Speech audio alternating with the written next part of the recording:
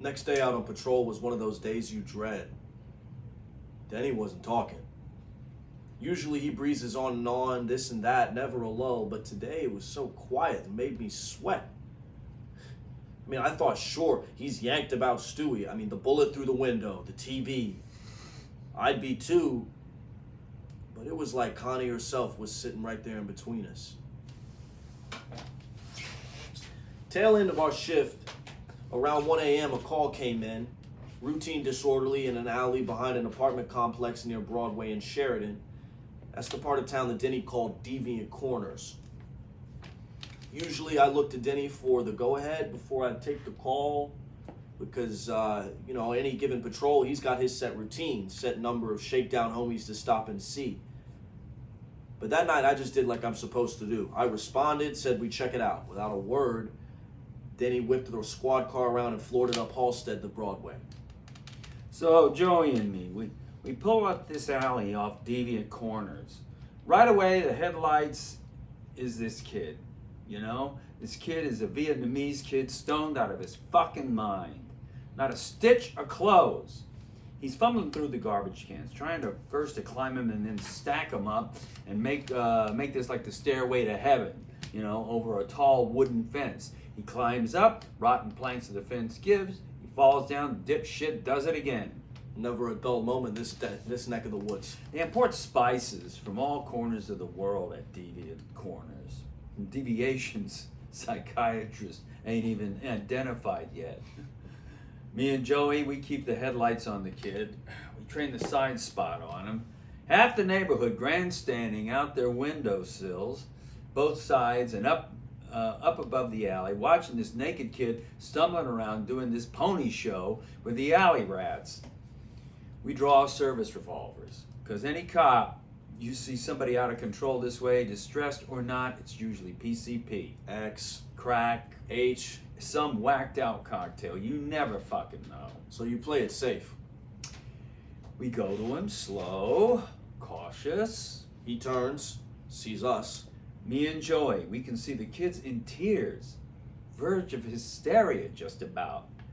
And the third world ding-dong comes running at us like not that Nam photo, that girl running naked from the napalm blitzkrieg. Kim. Exactly, like Kim, only toting his a little more baggage up front, Tears running down his face, yammering a mile a minute in Vietnamese about something woeful. I mean, who the fuck knows? You think napalm's bad, you ain't seen half the shit in the city I've seen. I've seen kids lit on fire by their own parents. He slobbers up to us, ignoring any order that we toss him. We did fascist bullshit, down on the ground, face down. Despite the beat I got on him, the whacked out skivvy ducks under my gun arm, gloms onto me, locks his arms around me. This rice puppy's fucking hugging me, and of course I don't shoot. I mean, I can see he's unarmed, and the kid, Christ, he's singing this Vietnamese blues to me, putting the squeeze on me so hard I actually brought up the steak burrito that I'd had for dinner back up the pipeline. And I look over to Joey for a little assistance here, but Joey don't speak dinky-doo any more than I do. So Joey tells me, try and calm the kid down while I go to the car for a blanket. And I don't know, what do you do to calm this kid down? Sing him a Vietnamese lullaby? He's like 13, 14, and he's naked. I mean, I can't hug him back, so I'm standing there like a jerk, both arms in the air, this naked kid glomming onto me in the rain, and all these people watching him, from the windowsill bleachers above head, till Joey, like 8 hours later, finally comes back with a fucking blanket out of the fucking trunk and wraps the kid up in it. Joey practically had to peel the kid off of me. Christ, it was like he was super glued to my midsection, like he was a fucking one of me or something. We pried him loose eventually. Tried to talk him down, getting nowhere.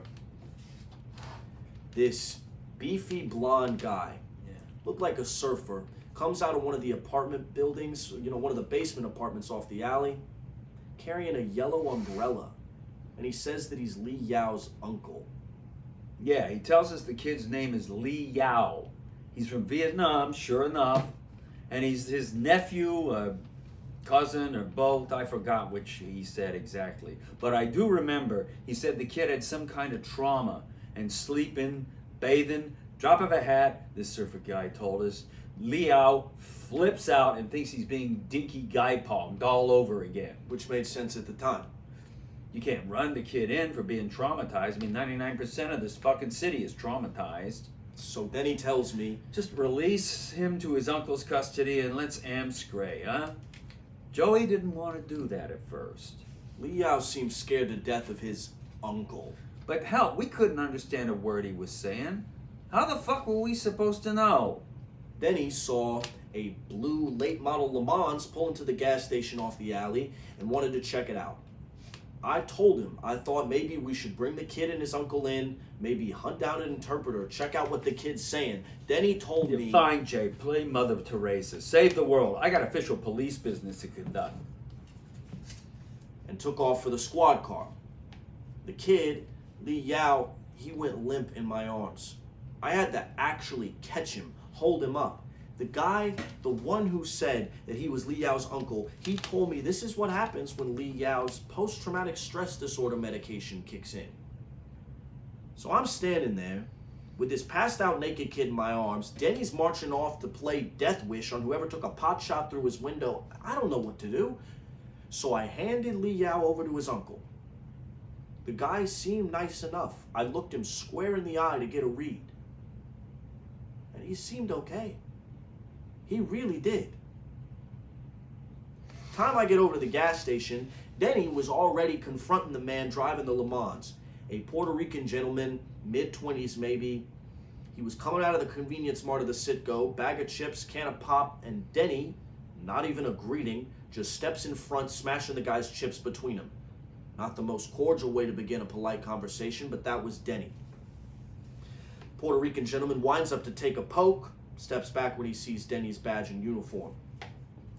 Denny asks the guy, well, he calls him Rico, and I try to correct Denny about doing people this way, but this particular night, he was nuts, I swear. He accuses me of not being against, he accuses me of not only being against free speech, but he said I was trying to leech the testosterone out of the law. He asked the guy, he says, 1, are you a friend of Walter Lorenz? And 2, had any tail work done recently, Rico? And the guy, Rico, they do this sometimes. All of a sudden, he can't speak English in his own country. He says to Denny, como pendejo, which means something, I think, like, what, pubic hair? And Denny, both of us have been out on the streets long enough to pick up a little cha-cha. He's got a vague idea that it's not so nice, so he shoves the guy up against the Le Mans. Rico's pop goes sailing, chips scatter, and Denny knifes the guy with a roundhouse sidewinder to the left kidney. I mean, lower back, real danger area. As soon as I saw that, I knew that there's more than official police business going on here. So I step in, grab Denny by the wrist, just, while he's pawing his belt for the joystick to clump the guy, just to remind him to follow protocol, because you get out of hand these days, these things can come back to haunt you. We're already skating on thin ice as it is. Denny flicks me off, shoves me up against the Le Mans, plants the joystick with both hands across my throat, pinning me to the car. Was it your family got shot at? Was it your wife? Was it your kids? He says, no, Joey. It's my family, my kids, my wife, mine. He made his point and eventually backed off. Good thing, too, because I was just about to lift the knee and take Denny down the hard way. He was my best friend and all. I love the guy, but I'm not about to stand around and let him treat me like this, accusing me of things that he's got no right of accusing me to. I told Rico to get in his car and go. He hauls off in traffic, shouting something back at Denny and me with the word loco in it. I didn't catch it. Yeah, it wasn't via con Dios, believe me. Then he just glared at me. Not a twitch. I told him, go sit in the car, then relax. I'll get us some coffees. I've never seen him so still. But he did what I told him. I went into the mart, bought us coffees, cream, sweet and low. And when I walk out, I'm almost up to the squad car. Denny hauls off and leaves me there. Here I am, on duty, my best friend, my partner, leaves me holding 2 hot coffees at this Deviant Corners gas station in the pouring rain.